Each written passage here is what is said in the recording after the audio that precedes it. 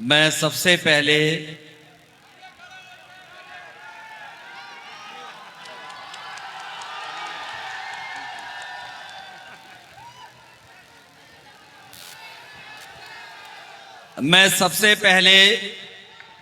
श्री श्री 1008 महामंडलेश्वर पूजनीय आदरणीय श्री बलराम दास जी महाराज जी का मैं बहुत बहुत धन्यवाद और आभार प्रकट करना चाहता हूं। हम लोगों ने जिस संघर्ष के रास्ते पे चलने का काम किया, उस रास्ते पे चलेंगे तो न केवल समाज बल्कि प्रदेश और देश भी मजबूत होता हुआ दिखाई देगा।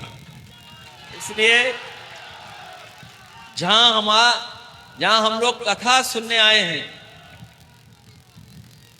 दूसरे दल, हमारी कथा है मेल मिलाप की, हमारी कथा है भाईचारे की, हमारी कथा है गंगा जमनी तहजीब की, हमारी कथा है एक दूसरे को सम्मान देने की, सम्मान करने की।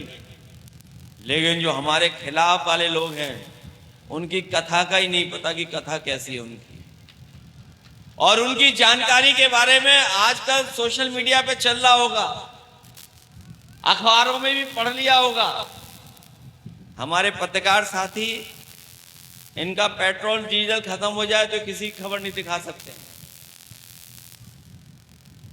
अभी हाल ही में हमारे मुखिया जी ने कहा कि हमें कौन सा कहावत पड़ी, तुम मुझे खून दो हम तुम्हें आजादी देंगे। पता नहीं कौन सी वनस्पति उन्होंने स्वीकार कर ली थी, कौन सी वनस्पति स्वीकार कर ली थी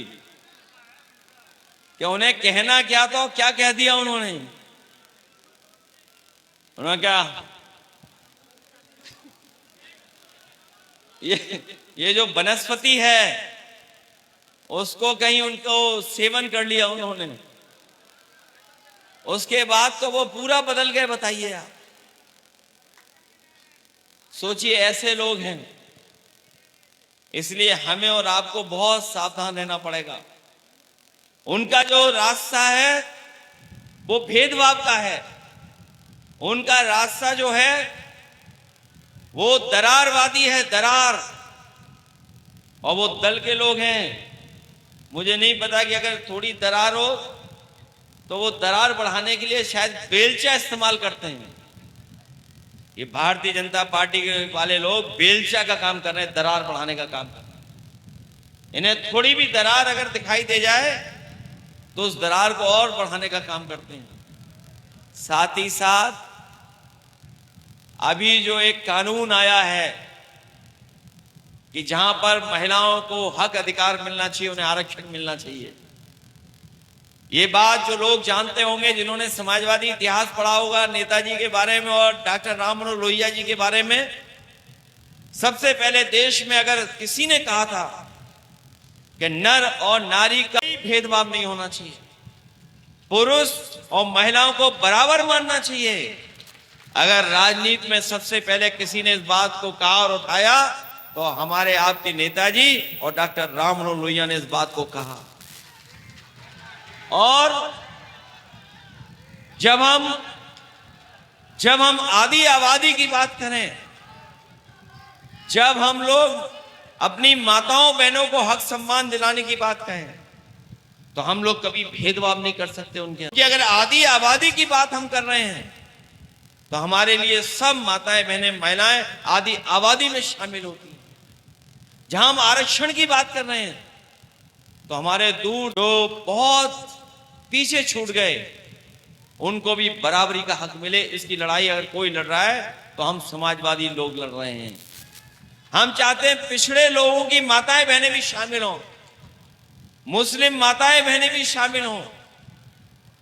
और अगर आरक्षण देना ही चाहते हो तो जब तक गिनती नहीं होगी तो आरक्षण कैसे दोगे आप?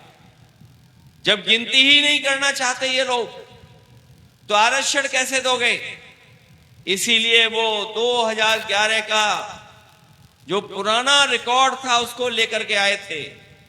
हम समाजवादियों ने कहा कि अगर आरक्षण देना चाहते हो तो पुराने आंकड़ों से नहीं, बल्कि नए आंकड़े होने चाहिए, नई तरीके से जनगणना होना चाहिए। और वो जानते हैं कि जब हम जनगणना, तो हमारे समाज के लोग जाति जनगणना की मांग करेंगे, और जब जाति जनगणना की मांग होगी तो फिर लोग अपने हक, अधिकार और आरक्षण की भी बात करेंगे। इसलिए भारतीय जनता पार्टी के लोग जनगणना से भागना चाहते हैं, और कोई नया नक्शा बनाया उन्होंने, एक ऐसा नक्शा बनाया उन्होंने जिससे हमारी आपकी पूरी पॉलिटिकल ताकत को छीन लें। इसलिए हम आपको, जहां इतने धार्मिक पुण्य कार्यक्रम में हम और आप लोग शामिल हो रहे हैं, वहीं हम लोग राजनीति में भी नजर रखते हैं। जहां हमारी आस्था, भावना धर्म के प्रति रहती है, वहीं हमें राजनीति को भी समझना पड़ेगा कि राजनीति किस दिशा में जा रही है। जो लड़ाई कभी डॉक्टर राम मनोहर लोहिया ने, बाबा साहब भीमराव अम्बेडकर जी ने लड़ी, जिससे हमें वोट डालने का अधिकार मिला, वोट डाल करके हम सरकार बदल सकते हैं, उसी अधिकार को छीनने के लिए ये लोग महिला आरक्षण के पीछे एक डिलिमिटेशन का और नई लोकसभा बनाने का जो साजिश षड्यंत्र कर रहे थे, उसको अगर किसी ने गिराने का काम किया तो इंडिया गठबंधन और समाजवादी पार्टी ने उनको वो कानून नहीं बनने दिया, वो कानून नहीं बनने दिया हम लोगों ने। लेकिन महिला आरक्षण का तो कानून पहले ही पास हो चुका है, वो तो पहले ही पास हो चुका था। हम सब लोग महिला आरक्षण के पक्ष में हैं। महिला आरक्षण के साथ साथ महिलाओं का संरक्षण हो, महिलाओं के स्वास्थ्य के बारे में चिंता हो, महिलाओं की पढ़ाई लिखाई के बारे में चिंता हो, और उनको समाज में ही नहीं बल्कि हर स्थान पर जहां भी वो अपने जीवन में बढ़ना चाहती हैं, वहां पर बराबर का मौका मिले, चाहे वो नौकरी हो, चाहे पढ़ाई हो, चाहे कोई क्षेत्र हो। जब तक हम बराबर का हक नहीं देंगे, तब तक हमारा समाज दुनिया के सामने बराबर खड़ा होता हुआ नहीं दिखाई देगा। आज जब हम लोग यहां पर मिल रहे हैं, ये इलाका बहुत पिछड़ा इलाका माना जाता था, बहुत पिछड़ा इलाका। कभी लोहिया वाहिनी के साथ हम लोग साइकिल चला करके इस इलाके में आए थे। बहुत पुरानी बात है, जब लोहिया वाहिनी के लोग साइकिल चलाते थे। पूरन नेता जो आज हमारे बीच में नहीं है, हम सब लोग मिलकर के इन्हीं गांव में और यहाँ के गांव के बड़ी संख्या में नौजवान जो उस समय साइकिल यात्रा में रहते थे, और नेताजी के साथी बहुत सारे हैं जो पुराने लोग हैं, उन लोगों का साथ मिला और लगातार यहाँ की जनता ने हम लोगों का साथ दिया, और उसका परिणाम यह हुआ कि देश की राजनीति में सबसे बड़ी भूमिका आज समाजवादी पार्टी निभा रही है। हम आपको भरोसा दिलाते हैं, ये इलाका जो पिछड़ा माना जाता है, नेताजी और समाजवादी पार्टी ने बहुत काम किया सरकारों में। पुल बनना हो, सड़क बननी हो, गांव तक एम्बुलेंस पहुंचनी हो, गांव में फोन कर करके पुलिस बुलानी हो, या जानवर की सुरक्षा को या जानवर के इलाज के लिए डॉक्टर बुलाने हो, ये तमाम व्यवस्थाएं अगर किसी ने लागू की थी तो समाजवादी पार्टी ने लागू की थी। न केवल इन योजनाओं को लागू किया था, एम्बुलेंस का, पुलिस का और जानवर के लिए डॉक्टर के, बल्कि पढ़ाई के लिए भी हम लोगों ने लैपटॉप उपलब्ध कराने का काम कर दिया था, बिजली का इंतजाम कर दिया था। आजकल सुना है कि कोई नया स्मार्ट मीटर आया, वो महिलाएं तोड़ रही हैं उसको। ये पता नहीं कौन सा भारतीय जनता पार्टी के लोगों ने मीटर भेजा है। ये जो स्मार्ट मीटर भेजा है, इससे हमारे तमाम गरीबों की लूट हो रही है। हम समाजवादी लोग कभी भी स्वीकार नहीं कर सकते हैं। जब कभी आएंगे, गरीबों को लोग सस्ती, और जो हम लोगों ने कहा था कि फ्री बिजली भी उपलब्ध कराएंगे, वो उस दिशा में हम लोग काम करने का काम करेंगे। याद होगा, हम लोग 300 यूनिट फ्री बिजली देना चाहते थे। न केवल 300 यूनिट फ्री बिजली, वो कहती है बिजली कहां से देंगे। यहां बताओ, किसी ने हमारे मुख्यमंत्री जी को कभी सुनाओ बिजली के कारखाने का नाम लेते हुए? आज तक कोई कारखाने का नाम लिया हो बता दो।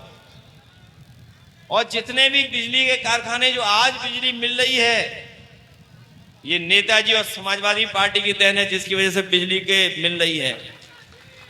और यहां से चले जाओ झांसी में बिजली का कारखाना समाजवादियों ने लगवाया।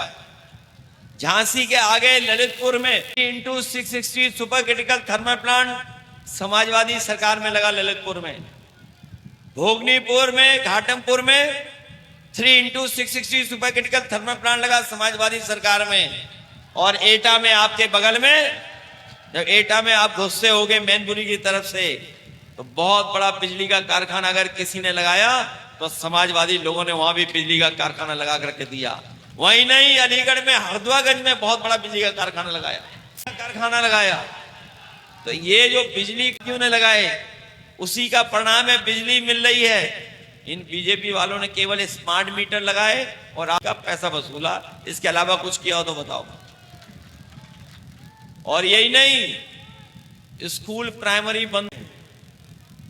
प्राइमरी स्कूल बंद हो रहे हैं और शराब की दुकानें ज्यादा खुलवा रहे हैं। प्राइमरी स्कूल बंद, शराब की दुकानें ज्यादा। और ये तो नौजवान और पत्रकार सब जानते होंगे। टाइप करिए, गूगल से देखिए, बताओ शराब की दुकानें कितनी खुली हैं और प्राइमरी स्कूल कितने खुले हैं, बता दो। आप बोलना हो तो बता दो। आप चेक करो, गूगल से चेक कर लो आप लोग।